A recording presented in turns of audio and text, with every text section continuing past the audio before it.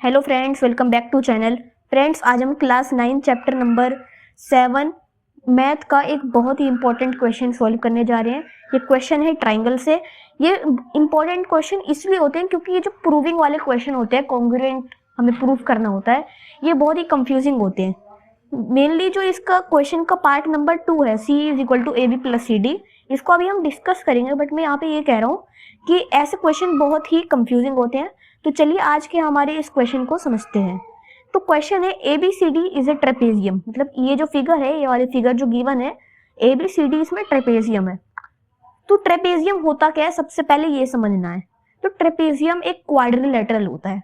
Quadrilateral मतलब एक ऐसे फिगर जिसमें 4 साइड्स हो, 4 वर्टाइसेस हो और 4 एंगल्स हो। मतलब ये वाले एंगल्स 4 एंगल्स, ये वाले ABCD 4 साइड्स हो, AB हो गया, BC हो गया, CD और AD 4 साइड्स हो गए और 4 वर्टाइसेस। वर्टाइसेस मतलब कोने।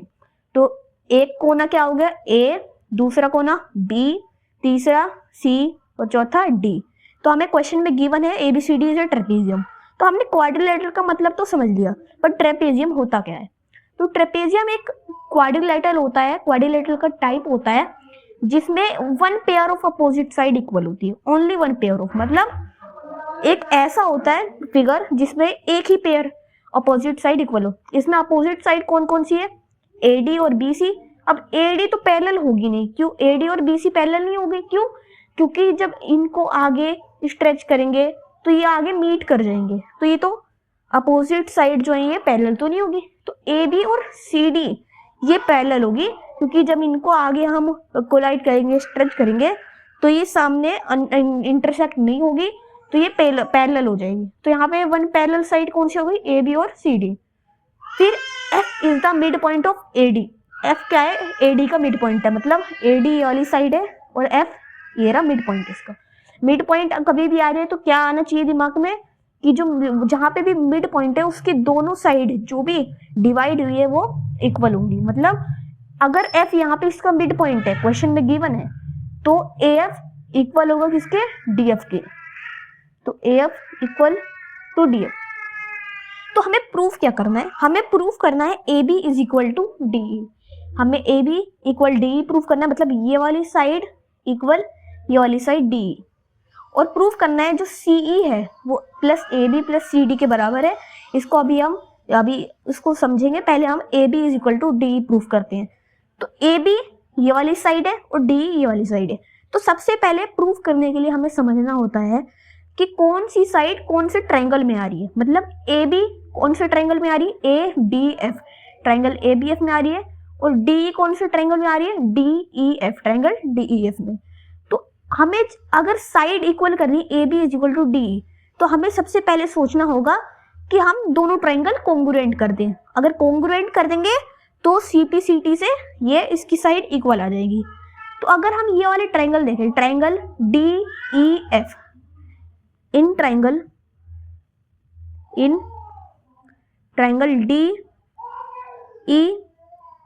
DEF एंड ट्रायंगल ये वाला ट्रायंगल ABF।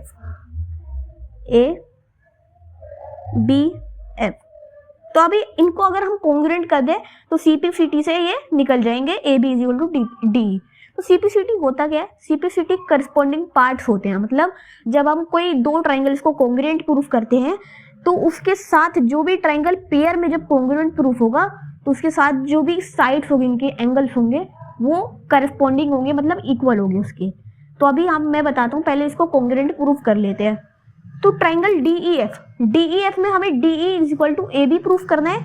और यहाँ पे अगर हम ध्यान से देखें तो F यहाँ पे मिड पॉइंट था, तो AF is equal to DF हो जाएगा, क्योंकि जो मिड पॉइंट है तो वो 2 इक्वल पार्ट्स में डिवाइड कर देगा AD को। तो यहाँ पे AF is equal to DF हो जाएगा। ये गिवन है, क्योंकि मिड पॉइंट यहाँ पे गिवन है, तो ये भी गिवन है, ये क्वेश्चन में गिवन है। और क्या, यहाँ पे अगर हम ध्यान से देखें तो ये वाला जो एंगल है, ये वाला एंगल अगर मैं इसको 1 मानूं और इसको 2 मानूं, तो ये दोनों वर्टिकली अपोजिट एंगल है। ये वाले दो वर्टिकली अपोजिट एंगल है, क्योंकि ये दोनों लाइन इंटरसेक्ट कर रही है, एडी और बीई जो है वो इंटरसेक्ट कर रही है, तो भी जो एंगल बनेंगे इंटरसेक्शन के थ्रू वो इक्वल होते हैं, उनको वर्टिकली अपोजिट एंगल बोला जाता है। तो यहाँ से एंगल 1 इज इक्वल टू 2 आ गया, एंगल 1 इज इक्वल टू 2 आ गया, वर्टिकली अपोजिट एंगल, इसको VOA से शॉर्ट फॉर्म में लिखा जाता है। फिर अगर ये देखो यहाँ पे ये हमें ट्रेपेजियम गिवन है, तो यहाँ पे AB और DC तो पैरेलल हो जाएंगी। तो यहाँ से अगर देखें तो ये वाले जो AB यहाँ पे जो Z बन रहा है, ABD ये वाला और ADE ये अल्टरनेट इंटीरियर एंगल है। देखो ये वाला Z जो बन रहा है अल्टरनेट इंटीरियर एंगल है, क्योंकि लाइन पैरेलल है तो अल्टरनेट इंटीरियर एंगल इक्वल होते हैं। तो यहाँ पे ABD BAD बोल दो या फिर ABD बोल दो, तो मैं बोलूंगा BAD एंगल BAD इक्वल्स होगा किसके एंगल के, एंगल ADE के इक्वल होगा, क्योंकि ये अल्टरनेट इंटीरियर एंगल है और लाइन भी पैरेलल है तो अल्टरनेट इंटीरियर एंगल इक्वल होते हैं। एंगल ADE, रीजन क्या लिखेंगे, रीजन बहुत इंपॉर्टेंट होता है लिखने का, हाफ मार्क्स का होता है।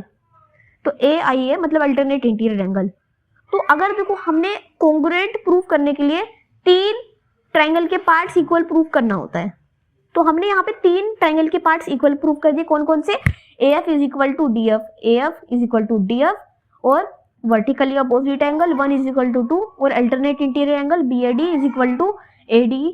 अगर इसको जैसे कि ये BAD is equal to ADE लिखा है, अगर इसको हम शॉर्ट फॉर्म में लिखना चाहे तो यहाँ पे आप एंगल लेट कर सकते हो कि 3 ले लिया, 4 ले लिया, कुछ भी ले सकते हो आप, 5 ले लिया, 6 ले लिया। तो मैंने यहाँ पे सीधा इसमें पैटर्न में लिख दिया था जैसे इसमें था। तो अगर देखें यहाँ पे तो ये वाले अल्टरनेट इंटीरियर एंगल भी इक्वल हुए। तो कौन सा क्राइटेरिया लग रहा है, कौन से क्राइटेरिया से हम बोले कि ये दोनों ट्रायंगल कॉन्ग्रुएंट है। तो यहाँ पे देखिए पहले एंगल आ रहा है, एंगल, फिर हमने साइड कॉन्ग्रुएंट की, मतलब साइड, फिर यहाँ पे एंगल आ गया वर्टिकली अपोजिट एंगल। तो एंगल साइड एंगल, इसमें भी ऐसे करें तो ये वाला angle side angle, angle side angle, मतलब ये एंगल साइड एंगल से प्रूफ हो रहा है बाई एंगल साइड एंगल, ऐसे क्राइटेरिया जिसको लिखा जाता है। तो ये वाले ट्रायंगल जो हो गए वो कॉन्ग्रुएंट हो गए। अब इसको पैटर्न में लिखना बहुत जरूरी है, क्योंकि जब तक पैटर्न में लिखेंगे अगर पैटर्न गलत हुआ तो क्वेश्चन भी गलत हो जाएगा पूरा, क्योंकि हमें पैटर्न के बहुत ध्यान देना पड़ता है यहाँ पे। तो सबसे पहले अगर मैं पैटर्न बनाऊं, यहाँ पे पैटर्न बनाऊं अगर मैं ABF, तो ट्रायंगल ABF कॉन्ग्रुएंट टू, यह कॉन्ग्रुएंट का साइन होता है जो ऊपर है इक्वल के, कॉन्ग्रुएंट टू। अब हमें पैटर्न लिखना होगा। पहले हमने क्या बोला, ABF, मतलब पहले अल्टरनेट इंटीरियर एंगल से इस साइड गया, मतलब AB, तो मतलब हमें जो पैरेलल साइड है वो करनी होगी क्योंकि AB पैरेलल है। तो DE, फिर हम आए यहाँ से कौन से एंगल पे, वर्टिकली अपोजिट एंगल पे, तो DEF, हम मतलब हम पॉइंट F पे आ गए। तो DEF पैटर्न में कैसे लिखेंगे, DEF triangle DEF।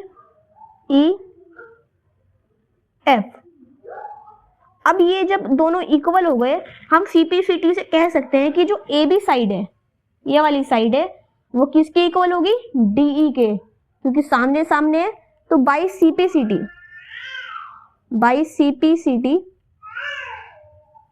AB is equal to DE।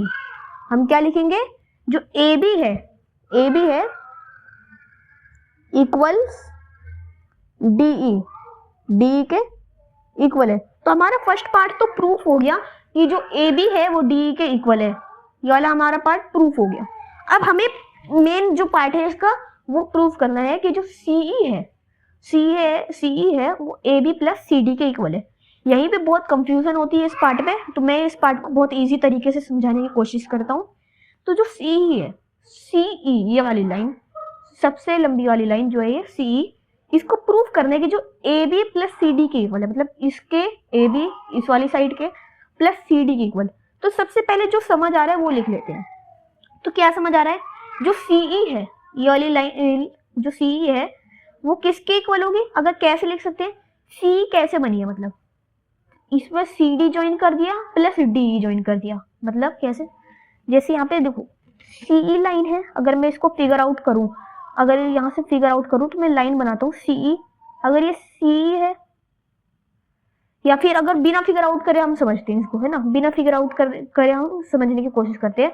ये सीई है, ये कैसे बनी, इसके ऊपर कौन कौन से पॉइंट आ रहे हैं, कौन कौन सी लाइन आ रही है, तब ये बनी है।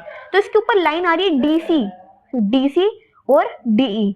मतलब अगर डीई प्लस हमने डीसी किया तो कौन सी लाइन बनी, सीई। क्यों, क्योंकि यहाँ पे कोलाइड हो गया ना, डीई प्लस सीडी कर दिया हमने, डीसी कर दिया, मतलब सीडी बोलो या डी सी डी सी करो, बात एक ही है।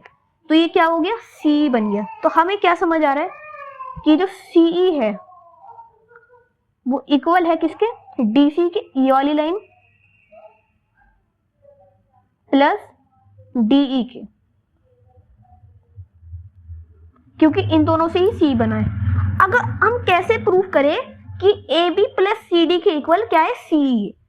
तो सबसे पहले हमें समझना है कि अगर मैं ए बी को डीई के इक्वल ले आऊं, अगर मैं ए बी को डीई के इक्वल ले आऊं तो मैं ए बी को डीई भी लिख सकता हूं, या फिर डी को मैं ए बी लिख सकता हूं। तो यहां से अगर देखें तो हमने सीपीसीटी में ये निकाल दिया था कि A B is equal to D E है, A B is equal to D E है। और यहाँ पे क्या लिखा है, यहाँ पे डीई लिखा है, तो डीई की जगह मैं ए बी लिख सकता हूँ, क्योंकि डीई और ए बी इक्वल है।